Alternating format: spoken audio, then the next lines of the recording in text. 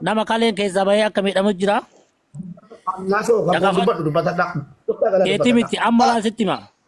Jarti isa tangafa mutatti wallo gafa ni fude. Isin jalabadde madani galchan. Kaartuumin keessa guyyaa tokkochatti mana ilmaan Oromoo kireeffatee galu mana 22 cabse Mahammad Tufaa. Gaafa cabsu erkuitiin keessa gallaa jambal kaarabaa keessatti dhufe bakka baajajiitii keessatti uffata adda bilisummaa Oromoo shaamisee shan waliin nu arge hidhaa gisem shariiqii nu fide. Nurra gad dhaabatte waan hojii keetiin argattan hun jala quba nu qabe. Ijoolleen shamarran qullaa akka dhalatteen jirtu jaarsaaf jaartii taate wallaahi Mahammad Tufaa wallaahi quraana fi akkasi qaba isaniin shamara ummanni wataadara poolisiin dhufte uffatatti sattarte shamara irratti Mahammad Tufaa dubartii hunduu keessa dhaya. Ilma kana ilma Oromoo jettee bakka namaa buuta moo Itoophiyaatti bakka buuta namni bara Itoophiyummaafu si afoo dhaabata buleessu Oromummaa dhiisi Itoophiyummaafu namni hidmaa ilma Oromoo salphisee Itoophiyaa miti sumaasita garagaraa kabajaatti xiqqaanurraa dhabdee Mister Tigree nu kabaja amma isa inni asirratti dhaggeeffadhu Mister waa'ee Oromummaa ati mubaarikiin ati Oromoodhaa jedhu wallaahi rabbii kiyyat kakadha alaabaa adda bilisummaa kana wajjin mataa qabee nurraa haade gubee nurraa fuudhe isa waa'ee inni amma asirratti mubaarikiin ati Oromoodhaa jedhu mataa gogaa nurraa haachise harka wiitii baamuratti mataa gogaa ijoollee Oromummaa amma falmuu dhuman Oromummaa hamma uffata nurraa guursee sinjina barshaamisi waliin Oromummaa hamma ni falmuu dhuf ani baajajii waliin bar lafa juubaan dhagadiidoo lafa juubaan fidee lafa juubaan bar koobari na dabarsiisee uffata adda bilisummaa gabaabsi dubbatu uffata nurraa barsiisee jireefin achirra saafaa shariikirraa nu fidee koobari na dabarsiisee har'a ummata dhiiga alaabaa dhiiga saniitu bar imbaasiin inni afoo dhaabata jedhu san dhiiga saniin dhufe. Har'a inni alaabaa san irratti alaabaan bar lapheen nyaannee deemnuun harkarra barreeffadhee jiraan abaa'oo akkana ol qabee harkarraa harka kanarraa muraa jedhee wallaahi na afoot. Akkam yaaddaati Mahammad Tufaa gaafsan har'a inni deebee Mubaarak yoo ilma miliik ta'e anaaf har'a wallaahi ilma miliik yoo ta'e Mubaarak osoo hin du'inuyyuu ilma namaa kana keessan seenaa inni nu dabarse seenaa ilma namaa keessatti seena gahaadha jedhee yaadaan.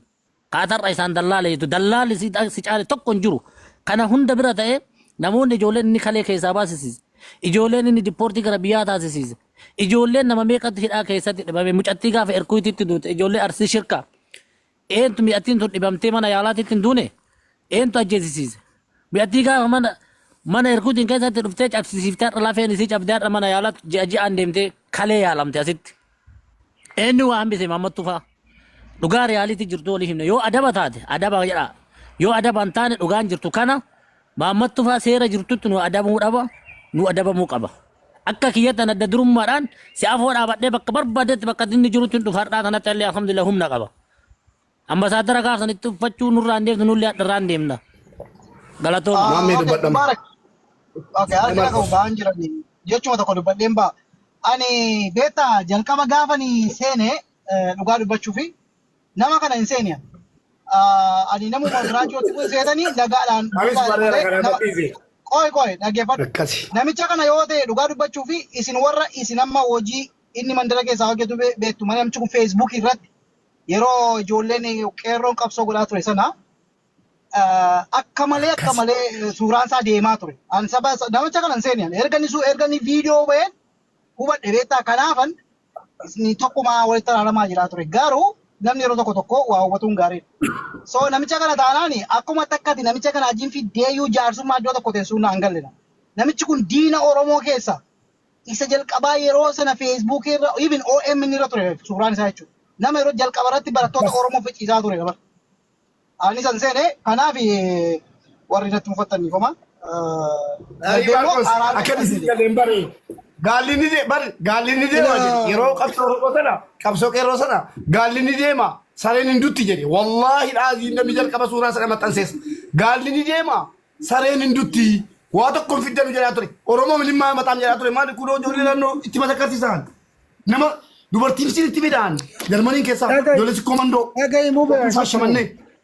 Dhagahi mubee gaafa raayyaa abbaa mancaa dhufe yoo achi jirta ta'in beekon achi jiraachuu kan ke Allahu alami gaafa raayyaa abbaa mancaa sheekotii gurguddoo waliin lafa dirree afraa biratti maqaa isii dagadhe amma afraa biratti dhufe gaafa birrii 50 shaamisii abaawoodhaa bitaa turre ammallee seensa wanni isaanii birrii 50 seenaa turre namni maallaqa guddaa hagasga'u ilmaan oromoo guurte namni achiin siqee akka waan ijoolleen keenya saamtee baddeetitti dudda duubaan afraa taa'ee jechuudha. An dhugaa rabbii isinitti hima. Annama Maammed Tufaa beekuu bira dabre gaafa inni keeshaa afateetiin hooshii Suudaanii keessa bulu beekaan.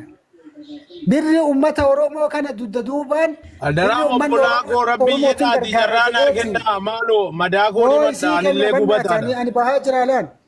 Birri hagas ga'u san guuratee gara isin Abdulqaadir yeroo dubbatte gubaa qaba. Adubbatu waan gaarii dubbataara. Ijoolleen madaa keenyatu nama kana ijaan arguu asuma dhiyeessuu madaa. Abul Faiz sabari afitatu ijoolleen Suudaan turtan bakka Kadir Martuu laala Abdulqaadir dubbat bakka Kadir Martuu itti tumame sana bakka Kadir Martuu amma sii dhufa birree Kadir Martuu jedhamee moggaafame bakka Kadir Martuu dhiigisaatti bu'e suni ijoolleen Oromoo kaartumiin keessa turan dirree Kadir Martuu jedhamee moggaafame bakki dhiigni Kadir Martuu itti qoomee sana jechuudha.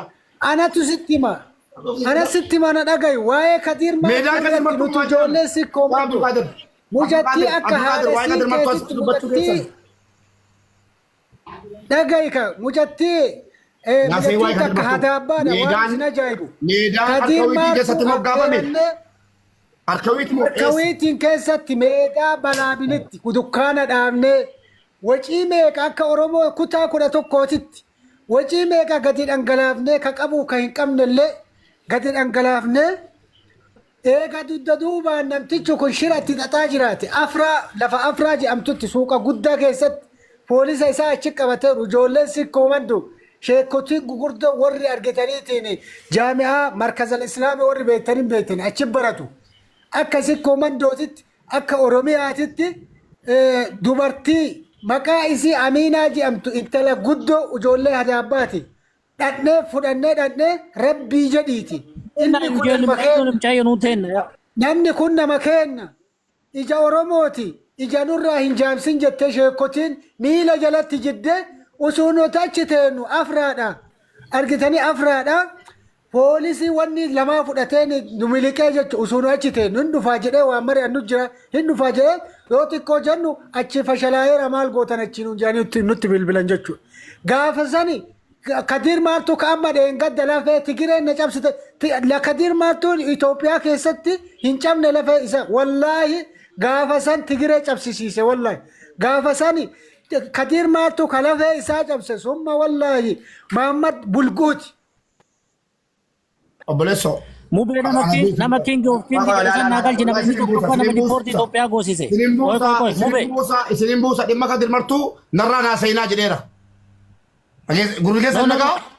Nama inni biyya kan jajjaas keessa jira kingi of kingi jechuudha. Wanni isin falmitan yoo ta'e waa'ee Kadir Martuu. Suudaan keessatti lafti wayii maaliif maqaan Kadir Martuutiin waamame isin gaafadheen. Wannan iyyee isin gaafadhee ka'e na dhaga'uu diddan malee. Kaartumiin keessatti bakki Kadir Martuun itti reebamee akka saree lafa harkifamee yoo na argitan gurri kootti kabalamee duude Kadir Martuu dhiisi. Torbee hidhaa torbee tokko keessaa bee gaafa san dhaggeeffadhaa. Hidhaa torbee tokko mana kootti manatti cufee na dhagaa bareechaa na laala yoo waraabbattanis. Kadir Martuutti mana cufean akka shiftaa.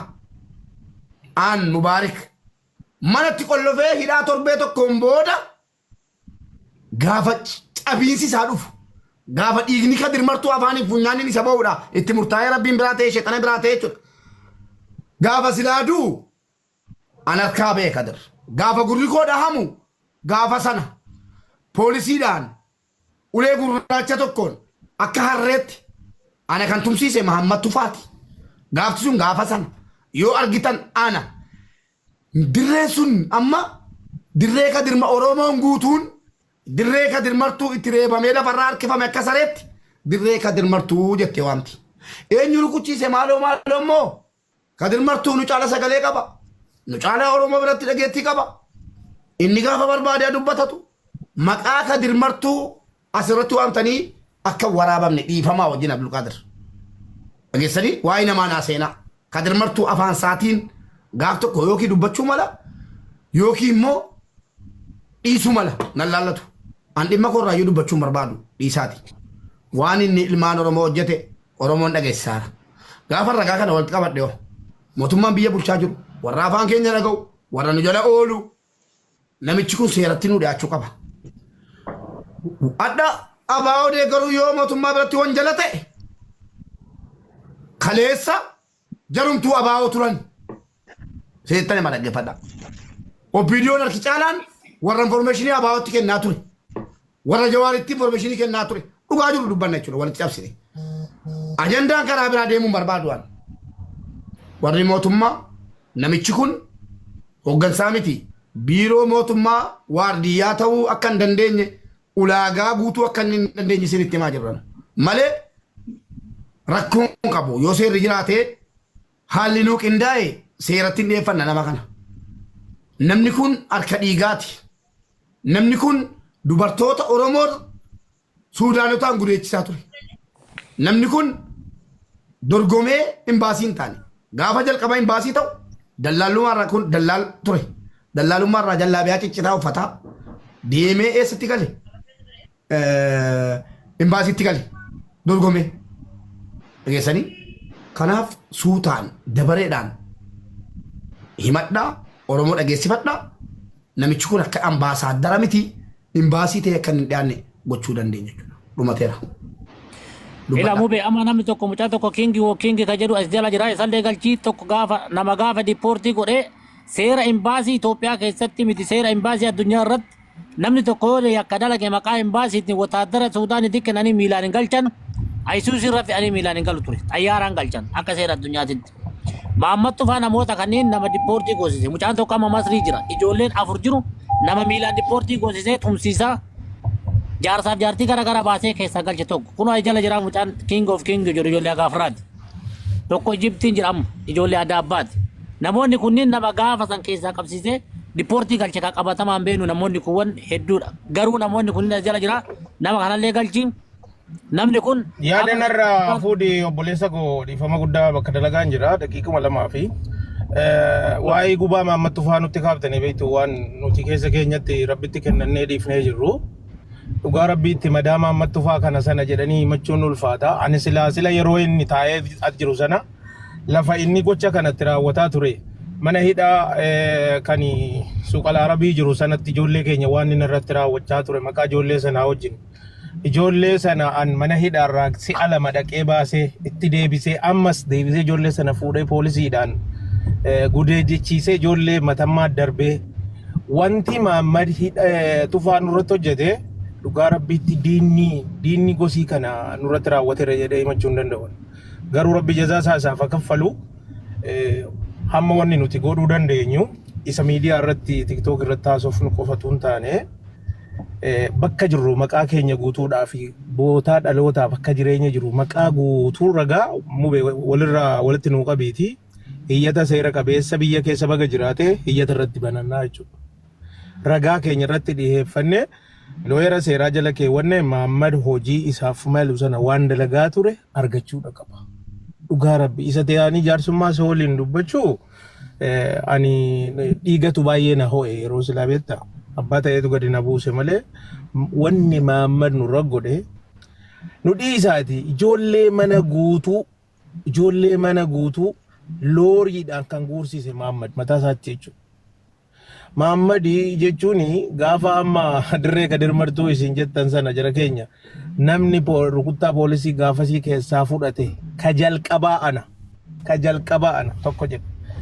Gaafasii kan naqee umdurmaanitti hidhame tokkoffaa ana. Wanti kana hunda fide garuu Maammat sababa tokko maleedha kan nu dararaa ture. Dararii inni nurra godhe keessa rabbi nu baasee hadha akka namaatti taa'ee dubbataa jirra garuu isaa fi hojiin isaa taa'ee tumayyee isaaf deebi'ee uummanni ragaa ba'aa jira kanaaf rabbiin galannaa gahuu jechuudha rakkoo sana keessaa nu baasee hadha akka namaatti akka dubbannu. Mucaa tokkoon hin yaadadha Umar jedhama ijoollee Wallooti haadha manaa isaa irraa poolisii fuusisee mucaa sana hidhaa darbe mucaan sun hidhaarraan gara biyyaa darbame hadda biyyanni jiru hin beeku jechuudha kun waan waggaa dheeraa